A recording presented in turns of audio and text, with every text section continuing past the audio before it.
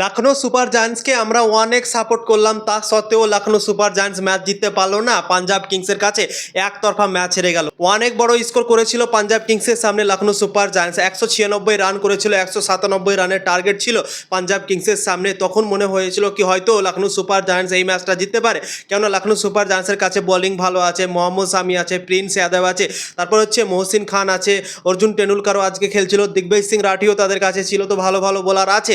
তো পাঞ্জাব কিংসের ব্যাটিং খুব একটা ভালো চলেনি কয়েকটা ম্যাচ থেকে, তো তাই জন্য আমার মনে হয় এই রানটা কাফি হতে পারে লখনৌ সুপার জায়ান্টসের জন্য, এবং লখনৌ সুপার জায়ান্টস হয়তো ম্যাচ জিততে পারে।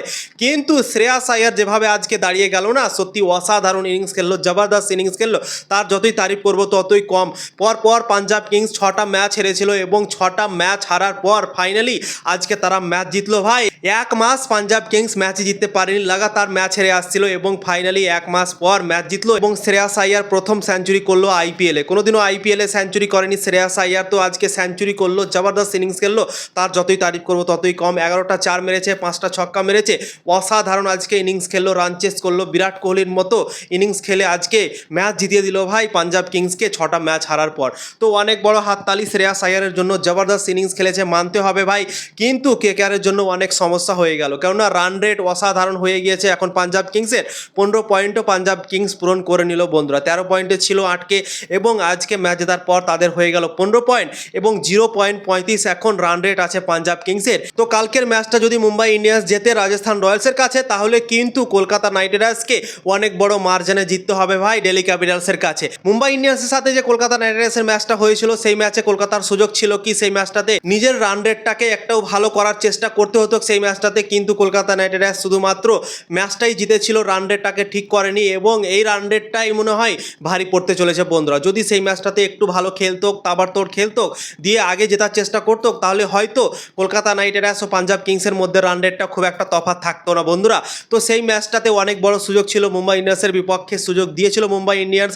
এক সময় তো মনে হয়েছিল কি মুম্বাই ইন্ডিয়ান্স 120-25 রানই করতে পারবে, কিন্তু লাস্ট ওভারটাতে অনেকগুলো রান চলে গিয়েছিল কার্তিক ত্যাগী, এবং তাই জন্যই 147 রানে পৌঁছে গিয়েছিল মুম্বাই ইন্ডিয়ান্স। তারপরেও কিন্তু অনেক বড় সুযোগ ছিল কলকাতার কাছে কি তাবড়তোড় ক্রিকেট খেলে প্লাস পয়েন্ট নেওয়ার সুযোগ ছিল সেই ম্যাচটাতে, কিন্তু সেই ম্যাচটাতে সুযোগ নেয়নি কলকাতা নাইট রাইডার্স, এবং দেখে শুনে খেলে লাস্ট অবধি গিয়ে ম্যাচ জিতেছিল বন্ধুরা। তো এখন আমরা পস্তাচ্ছি, সেই ম্যাচটাতে যদি রান রেটটা ভালো করতো, তাহলে হয়তো পাঞ্জাব কিংস আর কলকাতা রাইডার্সের মধ্যে রান রেটের তফাৎ থাকতো না, এবং দিল্লি ক্যাপিটালসের সাথে যে ম্যাচটা কালকে হতে চলেছে সেই ম্যাচটাতে যদি কলকাতা ম্যাচ জিততো তাহলে হয়তো হয়ে যেত।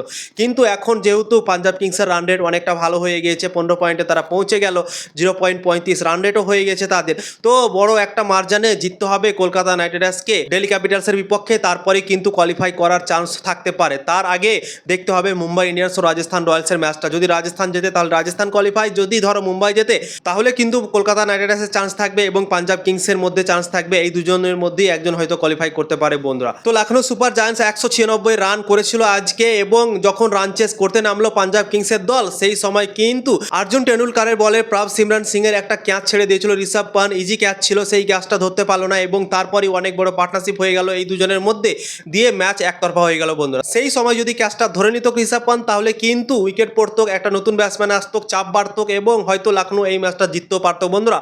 কিন্তু ক্যাচ ছাড়ো ম্যাচ হারো যে কাহাওয়াতটা আছে না, সেটা ভাই সত্য হচ্ছে, প্রত্যেকটা ম্যাচই আমরা দেখতে পাচ্ছি। গুজরাট আর কেকেআরের মধ্যে খেলা হয়েছিল, ফিনালে ক্যাচ ছেড়েছিল, দিয়ে গুজরাট ম্যাচ হেরে গেল। তো এরকম হয়, ক্যাচ ছাড়লে তুমি ম্যাচ জিততে পারবে না, তো এটাই হয়েছে আজকেও ভাই। লখনৌ সুপার জায়ান্টসের দল ক্যাচ ছাড়লো, দিয়ে লখনৌ সুপার জায়ান্টস ম্যাচ হেরে গেল, পাঞ্জাব একতরফা ম্যাচ জিতে গেল, এবং 6 ম্যাচ হারার পর পাঞ্জাব কিংস ফাইনালি আজকে ম্যাচ জিতলো, এক মাস পর ম্যাচ জিতলো বন্ধুরা। তো দেখা যাক কালকের দুটো ম্যাচে কি হয় এবং কত রানে কলকাতাকে জিততে হবে, অবশ্যই তোমাদেরকে এর পরের ভিডিওতে জানাবো বন্ধুরা।